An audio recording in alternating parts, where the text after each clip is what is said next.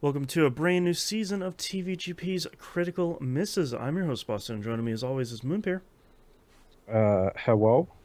Uh, How are we today? that's, man, I don't know how to answer that. But we I are mean, here. I have to do the anime voice because it's the first time we're doing anime on this Yeah, we're, show. we're doing a quick anime twofer here. Um, I so I'm sure there are probably people out there that are saying like, I can't believe you're starting with insert names here that aren't insert Ghibli movies Mhm. here. And that, for me, was a very direct choice. That was really a like, Yes. we could go watch Princess Mononoke, we could go watch Akira, we could go watch Ghost in the Shell, like we could go watch the kind of like Titan big classic ones. Well, And I mean, also I've seen Akira and Ghost in the Shell. right, ditto. So like, and if we're gonna do Ghost in the Shell, we'll probably do a whole season of that we'll check out the production meeting, patreon.com/e1m1. Ones and um numbers. so I was really focused on when you sort of peel away the big ones, like take away all the Ghibli movies. You could do a whole season. You probably do like 4 seasons out of the Yeah, best Ghibli we movies, could. except for Grave of the Fireflies. Never again. um so like, peeling that stuff away, what would we watch instead? We're going to watch one of my favorite anime movies for the next episode, but for this one we're going to watch The Night is Short, Walk On Girl, which is a movie I haven't seen. So we're watching one that I haven't seen and one that I have, and I believe both of these are ones that you haven't seen, right? Correct. I have not seen either of these. Okay. And I think we talked a little bit about it when we watched Fooly Cooly for that season we did. But what is your Oh, it's not the first time we've done anime. no, but like, what's your sort of, as we get older and as the show kind of continues on, and it has been a while since we did the Fooly Cooly season. How are you kind of feeling about anime overall here, sort of at the end of 2024? I mean, it's a difficult question because I like it, but I also, when it comes to anime as a whole, I also did that thing, which is when you're a kid, you have a lot of time. Mm-hmm. And I got, I watched things like Akira and Ghost in the Shell way too young. Oh, ditto. I watched a whole bunch of anime way too young. But then when I'm in like my teenage and college years, I really got into the anime shows. Mm-hmm. If you're of our age, there is three specific ones that you got into at that point. Let's Okay. see if Boston can name the trifecta of anime You got for our Cowboy Bebop. generation. Longer running shows. I'm talking huge shows. Oh, Dragon Ball Z. Uh-huh. Oh, there's one I always forget the name of. Um, It's not One Piece, weirdly enough. That seems to be on a resurgence at the moment. yeah, But to it's me, not that. One Piece. These are earlier shows than One Piece, personally. Uh-huh. And also I haven't seen any of One Piece because I don't want to rip that Band-Aid off and be like, all right, it's only 1,500 episodes. It's like, well, I'm watching all of them. By the Um, time we recorded this, it's 1600, dude. oh God, it's just every time I look, they're like, yeah, it's 300 more episodes. Like, oh my God, okay. Um, Dragon Ball Z is a given. Um, Uh-huh. I'm trying to think.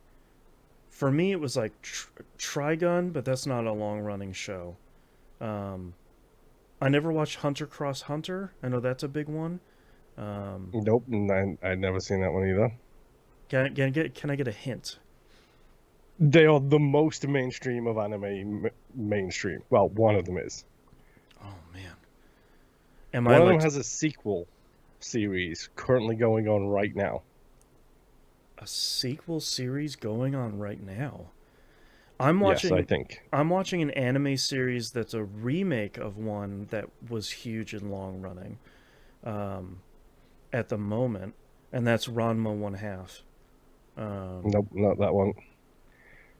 a sequel. It might be considered the generation after Dragon Ball Z, but it was Okay, right hot on the heels of Dragon Ball Z. that Like that might be my point where I was sort of, you jumped. Not necessarily jumped. We'll get to my like anime persuasion here in a second. But what were the other two anime series here? One of them involves a leaf village. Oh, Naruto! I watched all of that. Ah, man, that was Yeah, me great. too. Yeah, And love then that. they did the whole time skip thing, and it completely disappointed me, and I stopped Yeah, watching it. when they started putting out Shippuden, I was like, I'm pulling the ripcord at this point. I got a clean Hmm. break. I'm out of here. Yeah, it was like, wait, you're gonna end with like a time jump to Naruto versus Sasuke and not tell us anything about the relationships between that point? Right. Okay, I'm out. Yeah. Thanks. Bye. Um, and the other one is probably the least popular of the three. Mm. Um, but it involves death gods. Death Note? Nope, big old swords. Bleach. Oh, Bleach. I watched There we go. that. Okay, so for me, Bleach is like my One Piece, where I'm like, this arc is so bad, but I'm at episode 800. I'm in it. I'm Mhm. still here. It can't get worse than this, and it kept getting like Was worse it and worse. was it the Bound Saga? I Where it was honestly, like I don't the toy remember. people in the real world. Oh Because boy, that does ring a which bell. was secretly a training mission to teach the humans that it doesn't work as easy in the real world as it does in Right, heaven thing. right. So we probably bounced at the worst time because quick rundown on Bleach. Mm, Bleach was such a hit so quick that they immediately put the show into production mhm. immediately, and it caught up and went way past Yep. the manga so quickly. So that's why there were so many filler seasons essentially for it. Hmm. The Bound Saga is one of them. That's where I bounced, and that's right before they start going into the whole half Death God, half Hollow Oh part of boy. it, Okay, and that sounds pretty and good. apparently it gets real spicy from there, like real spicy. Oh And I'm like, man. so I bounced right when it got great again. Are you telling me that right? And yes, 100%. That's exactly what we're telling Man, you. bummer. Yeah. Hmm. Yeah, But yeah, I like anime a lot. I do too, and I feel like I have wanted to watch anime again for I feel like a couple of years now, but it's been really hard to find. And I struggle with this with almost all TV in general. It's a little bit easier for movies, but it's sort of like, all right, I like these couple of things. What should I watch?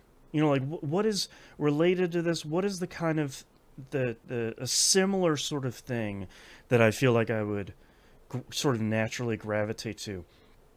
And a lot of the popular anime, especially on TV, isn't really the stuff that I'm super interested in. It's a lot of like, there was a couple of years, I think it's largely fallen by the wayside now, of like, you know, she's looks like she's 12, but she's a 400-year-old dragon. And it's just like, no, Hmm. get none of this. Get out of there.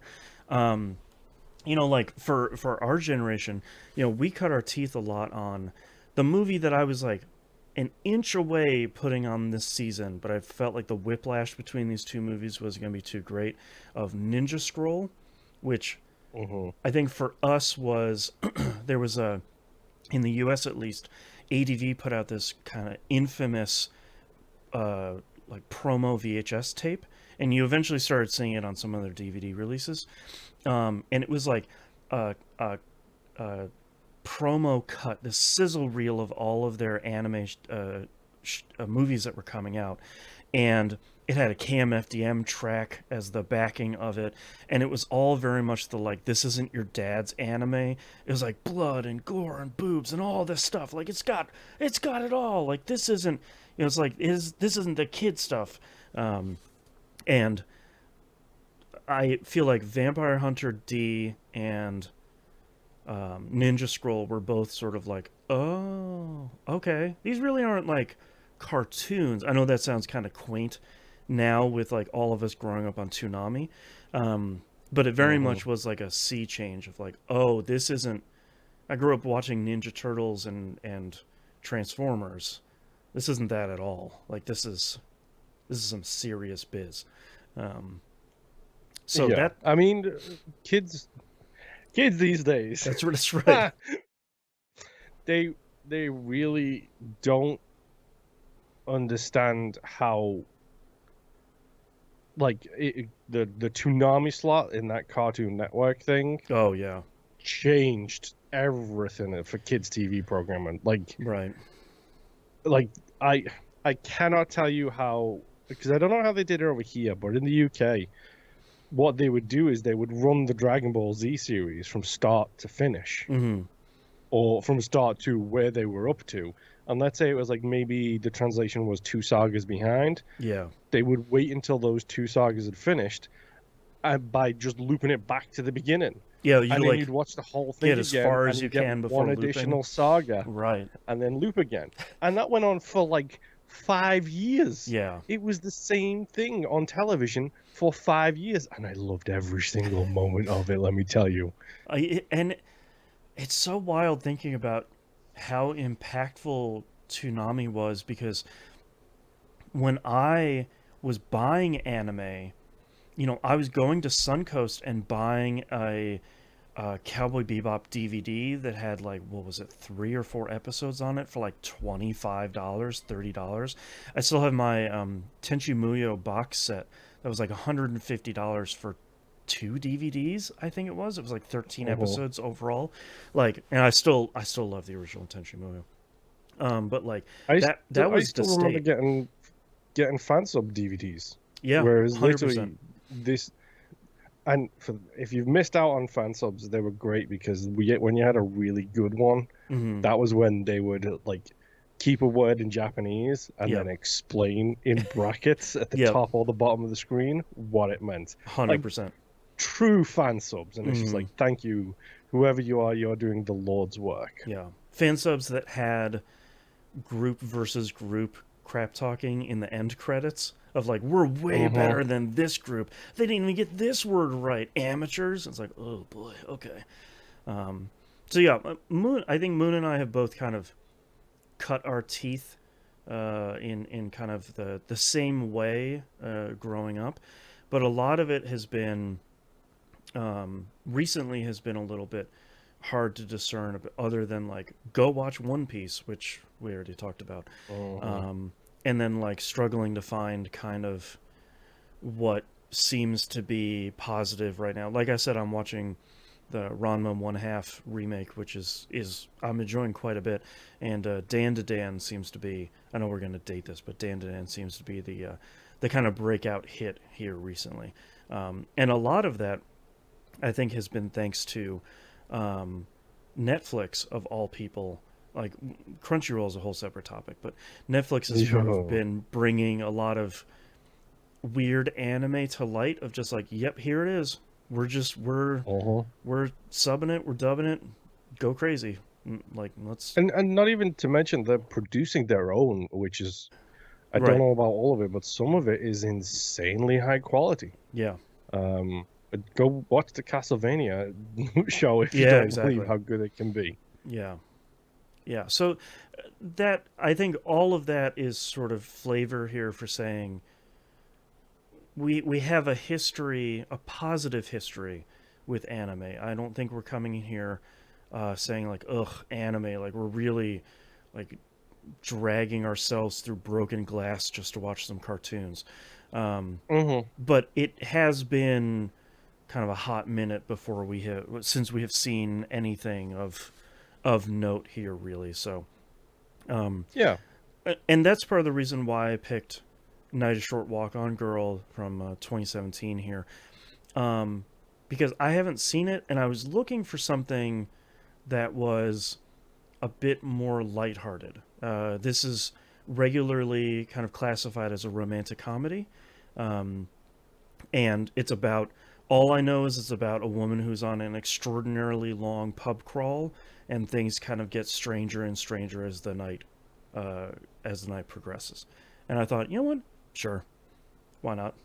We can watch something that's kind of a little bit, because we were talking about this in the production meeting a little bit here, is that it's easy to look at lists of the best anime and just see like the most depressing, like treatsy about the human condition and how humans are the real monsters. It's just like dozens and dozens of movies like that, and I don't I don't really want to do that. You know, like we could do a sad anime season at some point, but trying to keep things a little bit more, not completely blue sky, but something a little bit more on the more refreshing, friendly The lighter side. end. Yeah, so a romantic comedy that seems sort of more like our speed. Um, I know literally as much as I just said about this movie. Do you have any kind of final thoughts here before we dive into the world of anime once again? Well, I'm gonna guess it's gonna be animated. Yeah, Um, probably safe to assume. Probably some black outlines in there somewhere would be Mm, my guess. yeah, some vibrant colors, hopefully. Yeah, maybe some realistic slash not realistic action, depending on the type of anime it is. Hopefully Mm. non-realistic, because I'm kind of, you probably got this from watching Fooly Cooly, but I like when anime gets kind of bombastic. I don't expect this to Uh-huh. be too much of that. I expect this to be maybe a little bit more grounded. But who knows if it gets super weird. Hey, fingers crossed. Yeah, yeah. All right. On that note, let's go watch the film. Yep.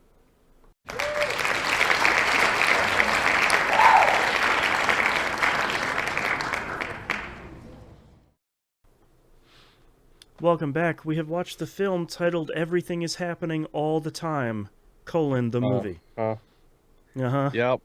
Uh-huh. Yeah. So, right off the bat here, if Hmm. you haven't seen this and you happen to have not seen it between the first part and this section, content warning, alcohol consumption. Yeah. When the movie the premise said it was going to be kind of an epic pub crawl, I think that was sort of Uh-huh. underselling it by A quite a little bit. bit. Yeah. I okay. So I want to talk about my week in media here. I promise this isn't too much of a tangent. I have Objection, Your Honor, relevance. uh, hold on, it'll come here in a minute. Um, I have this past week finished a book, finished a Okay. game, and finished a Okay. movie that I all have complicated feelings about. Okay. Hold on. Okay. The book I'm not gonna know. Okay, so the book is, you'll be able to guess the game. The book is called Morbidly Yours. It's this like Irish romantic kind of romantic comedy book. It has adult content in it, so if you're under the age of appropriateness, it's not for you. Um, Felt very kind of conflicted by the back 25% of that book and finished it going, I liked that, but okay, Mostly. sure. Yeah, there's some stuff. You can probably Uh-huh. guess the game. Go ahead. It's Life is Strange double exposure. Right, Um, which we'll be covering here next in the previously in the past past. in time for TVGP's Game Club. It's the final game here for 2024. If you're listening to this at some point in the future, Yes. and then The Night Is Short, Walk On Girl, which Is this the movie? yeah, this is the movie. I Okay. I So, yeah, I mean, I think to be honest, you pretty much summed up how I feel about this, which is complicated. yeah. Um, who is this animation studio? Because I don't think I've ever seen an animation style like this, which is probably on me. It's probably an ode to a legendary style, and I just don't So know. it's produced by Science Saru, who hasn't really done a lot of big stuff that we would have seen in the States. There's kind of Mhm. this is a spiritual sequel to another one of their um, films that had a pretty similar style. Um, but they made like a surfing movie after this that has a pretty different style. I get the impression that maybe the style of this is Is that the Ride Your Wave movie that IMDb right. recommends? Yeah. I get the impression that this is the style might be derived from, if not the house style of the studio, that this might be derived from the book it's based on. I don't know if it is a light novel, which we don't really have light novels here, other than kids' books like I'm forgetting the famous series, but they're basically like chapter books with. Can you tell I have a kid? They're chapter books with drawings associated to them. So they're not Okay. graphic novels. They're not traditional chapter books. They're kind of straddling that line in the middle. I'm right there with you. This has an incredibly striking style to it, and it is astoundingly well animated. I think going into it and seeing the style at the beginning, I thought, oh well, this is going to be kind of a more simple animated style. Like we're not going to get a lot of frames, we're not going to get a lot of stuff, but it's a very well animated movie, which I think couples really well with its probably one of the most bold kind of color movies that I've seen in a while. And like it differentiated in a way from like the Spider-Verse movies. Those are very bold kind of color movies. But this is kind of bold and more like, oh, the entire screen is just light blue right now with a red, with the main character who has a red dress, like smack dab in the middle of it for like 30 seconds. It's from a visual perspective, it's really quite interesting. And I think we'll get into how I feel about this movie here shortly. Sort of no matter how I feel about the movie, it's definitely one of those anime things where it's like you could only do this thing in anime. Like this is only, you can't make a live action version of this. Like Disney, don't take that as a challenge, but like you turn this into a live action thing and I think it gets somehow even more bonkers in a way that maybe is too unbelievable. Yeah. Let me just say that this is not the movie to watch with a migraine. Basically, someone shining a flashlight in your eyes and turning it on and off every 2 minutes. Yes, a kaleidoscope flashlight, just to be exact, as well. It was debatable. You had a real experience. 100%. Yes. It is wild the places this goes. It feels like a weird anthology where the one thing that mixes all three storylines is essentially the girl in the red dress. Right. Like that's how it feels to me. Where it's like, oh, so this is basically three different mini stories all in the same town, all in the same night. Right. And the one thing that flows through them all walks on through them all is the girl in the red dress. Right, because I had originally thought that the through line of the movie was going to be the senior sort of trying to chase down the junior to profess his love. Finally, neither of those two, and for anyone that's wondering, neither of those two characters have names, so it's basically senior and junior. And he is sort of infatuated with her, and he says, tonight is going to be the night where I'm going to profess my love. We're finally going to do it. And chaos and hijinks ensue across this one ridiculously long night of... that starts with a drinking for free and ends with... drinking for free / eventually drifting away to get some alcohol. So it is extremely goofy as well. Like it's labeled as a comedy and it is super goofy. I'm going to be honest here. I think the bookends of this movie are really strong. And the final maybe 2 minutes of the movie is the second book. But for me, I really liked the beginning of the movie where you're on the pub crawl. She goes to the bar that has 200 yen drinks, and she meets a Toto the pervert who is like who has the like erotic art. I love the like spinning flowers in place of where the In two place of people actual meet. nudity. Right. Um and like I thought that stuff was really good. She talks about her like friendly punch. Um Hmm. And and you learn as well almost immediately that he's the father of the bride of the wedding that she just bounced right. from. Right, which is like I think that stuff is pretty cool. There's the one guy that's always trying to profess his love to the bride that's carrying around her husband all throughout Hmm. town, and he keeps saying that you should marry me because you don't love me. Um, Which is the better option, which is why he right, was in the argument club. right, and that's when they're at the argument club.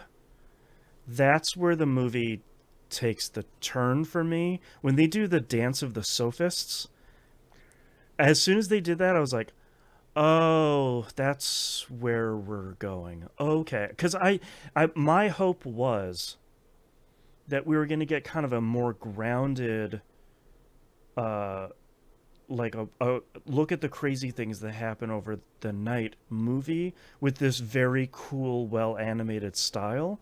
But when they start Hmm. doing that dance, I'm like, oh yeah, okay, anime, yeah, mm-hmm, yep, yep, yep, yep, yep, yep. And for me, the rest of the for like the next hour and 15 minutes or so, it's all just like a Technicolor bonkers blur of guerrilla plays being put on, a musical number. There's a child who's the god of a used books fair, like which Yep.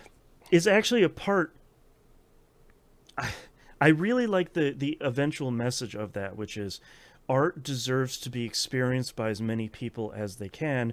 You should stop hoarding art just for yourselves to make yourself look cool or make money or be the cock of the walk or whatever. Like art Hmm. deserves to be experienced, um, but they did it in the most anime slash weirdest way possible.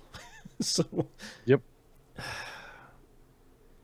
I just I I have so many feelings about this movie, and all of them are so conflicted.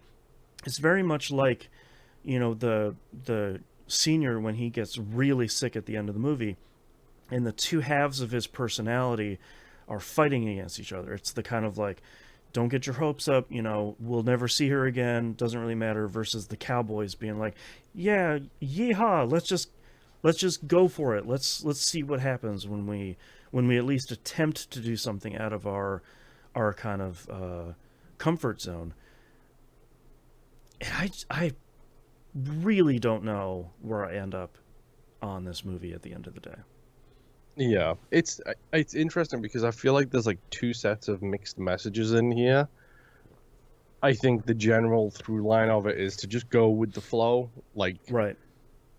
like don't especially when it comes to the seniors approach, like it's the he's been holding back doing something that he wants to do for the longest time. Right. And then he finally gets what he wants when he just rolls with it, essentially. Yeah. Whereas the other side of it is there's a lot of people who are doing the same thing, complaining about what has and hasn't been, what they haven't been able to do. Mm-hmm. And then you got the flip side of it, which is the people who just roll with the punches, like the junior, like the guy with the chin and the girl who I don't the lady he's hanging out with a lot, the one who yes. is like I, I really love that scene where they sneak into the argument club where he's just like, yeah, go see. She's gonna go make friends with this guy, and we're gonna sneak in. And she's like, hey, what's up? Yeah, let's go party. Woohoo, party! And she eventually, like, within 30 seconds, he's just like, hell yeah, let's go party. Let's do this. Yeah, Mm-hmm. woo! She's like, yeah, she's great. It's like, okay, Yep. that's great. That's super Yeah, good. there's the grifting part of things right Mm-hmm. there. Where they Yep. just talk their way into a whole bunch of parties. Mm-hmm. Um, Yeah, I think the pub crawl is the one that makes the most sense of all these sections. And like you, I also do love the little kid, the god of the book fair. Mm-hmm. The everybody's got the flu part. Like this is the part where it goes into like the more ethereal kind of questions where it's like, are you really connected to anybody? It turns out yes, you got everybody Right. sick, so you're actually connected to so many people you don't even realize it. Right.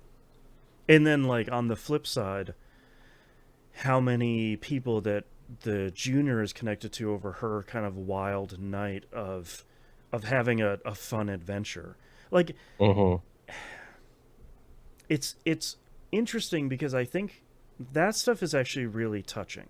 And I think it's this, like, you're not alone in sort of who you are and how you're perceived by other people, but it's in the middle of this, like, potentially metaphorical storm that's taking over the city, and the storm might be the sickness that's ravaging through the town that she's not that she's sort of immune to. um Mm-hmm. so like I found myself a little bit frustrated by the the wildness of it, because I think so much of the message I think is really solid, but it feels like it's kind of being you're I felt myself second guessing it a lot, because is what's happening right now real, or is it this imagined kind of metaphor for what's happening right now? Like, I really Mm-hmm. thought the one of the one of my kind of like favorite slash least favorite scenes in this was where they're doing the spicy food challenge in the used book market for the Ratatam book. um Mm-hmm. and the oversized nature of everything I thought was visually It's really cool. so stupid. It's funny. Yeah, like it's I think it's visually really interesting, and like it's an interesting way of expressing like just how hot this stuff is and how hot the room is and how torturous. I really love the cool melon that the guy who's running the competition keeps eating. He's like he's way Mm-hmm. up high in this kind of cooler area. Um and I like the visual that when the god of the used book fair sort of breaks apart that tent, it's all these birds that fly away. Like I there's so much stuff in this movie that's visually really interesting, but like how much of the movie is served by having all of the stuff being so bombastic versus it being funny enough that they're drinking the hottest ramen that's like leaving a fire trail when they spill it. Like Yep. I it's I'm having such a hard time because I really do like anime, as we talked about in the first part. And you really couldn't make a movie like this any other way, but it's Yeah. just so much so constantly that I feel like a lot of times it undermines what I think is a sort of a series of sweet love stories and kind of friendship stories. Because there's even the story with Don Underwear, and the woman he fell in love with at the apples Which fell down. actually I figured out like when he was when they were doing the I love the concept of them stealing Oh, the unpopular stalls. booth Yep, stalls so they can build it's really the good. framework. It's genuinely pretty funny because the dude's got the book and his stall gets stolen because he keeps shoving everybody away. Yep. Um, but like as he was telling the story, I did flashback to the intro for all the characters and was like, I bet you that's the weird director guy in the purple suit, like Mm-hmm. who. I bet you it was that time that he dressed up as a girl to confuse everybody, Right. And like and lo and behold, it was. and that like that whole storyline too with like the school council guy who's keeping tabs on everybody to make sure Mm-hmm. they're going out into the real world as prepared as possible. Like that was, I feel like that was probably the most like cultural culturally out of my wheelhouse sort of thing in the whole movie. I felt like that was probably the something that I was totally missing. Oh, for me it was the drinking. Well, hey, boom.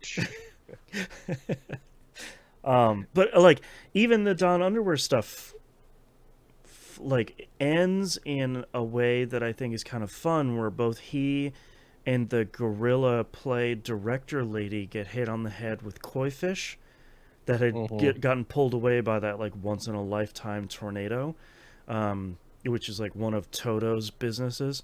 Um, and so like they have their own, they get to have a fresh start on a kind of a brand new romance. Like I thought that stuff was really good, but it's all sort of surrounded by the weirdest musical play I've seen in a very long time. That I love the audience.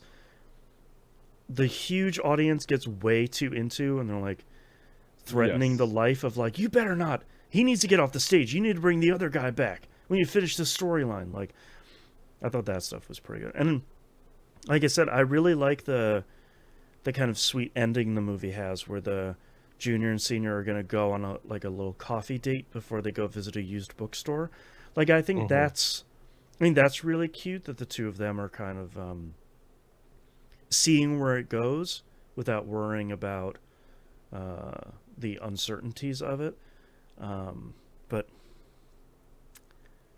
man, it's It's a we. It's what it is. One of those traditionally divisive movies where right. like you are either gonna like it, hate it, or like us be a little bit bewildered. Yeah, and like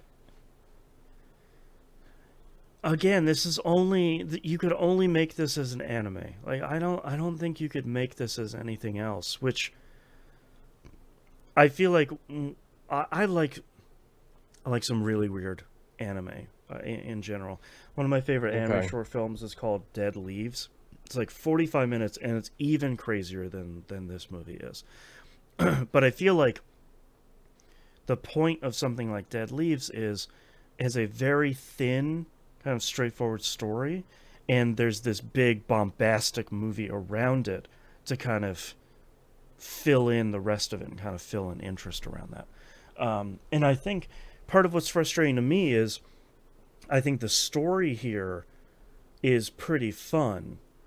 And I think if you told it straight, I think it's still kind of a wild night. But Mm-hmm. having Do you a need the 15 minutes of the debate room in that guy's head as right, to whether or not he's how he's acting? I get it. It's actually a pretty good description of what can go on inside of somebody's head. hmm It really is. with a voice actor that's speaking like 17 words a millisecond, like Uh-huh. that was a And lot. but do we need it for 15 minutes? Right. And like it's really interesting because that stuff is pretty wild, and that's juxtaposed with some of the stuff where you see the kind of internal monologue for Junior, where a lot of her stuff is like flowing water with koi fish and blossoming flowers, and some of these drinks, these legendary drinks or legendary kind of cold remedies. This stuff is beautiful. Like that's the stuff that I Mm, think kept me propelled through this movie. Is that stuff is very flowing and natural feeling, and this kind of organic kind of wonder and beauty I thought was really really striking. Um, and I and the kind of animation on the drinks as well is fantastic, by the yeah, way. and I kind of wish that like that was the whole movie. This kind of beautiful flowy sort of thing, but I know that's not really the point overall, I guess, sort of, fortunately or unfortunately. um, I don't know. I sort of don't know what else to say about this movie because it's still kind of bonkers, something that I'm not sure I would wholeheartedly recommend to everybody. But Hmm. I think if you want to see something kind of experimental, something that feels like a unique piece of art, then you should definitely seek this out. Yes. Yeah. Yeah. It is very experiential, to say the least. Yes. Doubly so if you have a migraine. Mm-hmm. Yeah. Oh boy. Yeah. Mm-hmm. Yeah. Let's do ratings here real quick on IMDb. 7.5 out of 10. Rotten Tomatoes 90% on the tomato meter with 31 ratings. 88% on the popcorn meter. 4.2 out of 5 on Letterboxd. Man, I don't know where I put. I mean, my gut instinct is like a 3.5. That's It's not bad. yeah. It's just it's a lot. yes. I think I'm there at like 3 out of 5 because I think where the movie really shines and where things are really interesting, you get the world's fastest history on how all of these books in the book festival, the book fair, are connected. Like, that stuff is really interesting, and a lot of the more grounded stuff I think is really interesting, but it's just a lot. It's so much that I struggle to even communicate how I feel about it in general. Yes, a visual bombardment is how I would probably. Yeah. Yeah, and even like the description here, a senior student who has been creating increasingly fantastic and contrived reasons to run into her in an effort to win her heart. I mean, not really, though. Like, a lot of that is like just 2 things. Like, a lot of that is just he's trying not to die. Like, I don't know. I don't know, man. And he also loses his pants way too much. Yeah, it's like once or twice maybe, but I don't know if it plays that well continually. Yes. Yeah. All right, well, that's our first of our 2 anime films we're watching here. Hopefully you enjoyed the trip? Question mark? Trip is definitely the word for it. Yeah. Hopefully you enjoyed this film, and we'll see you next time. Bye. Bye.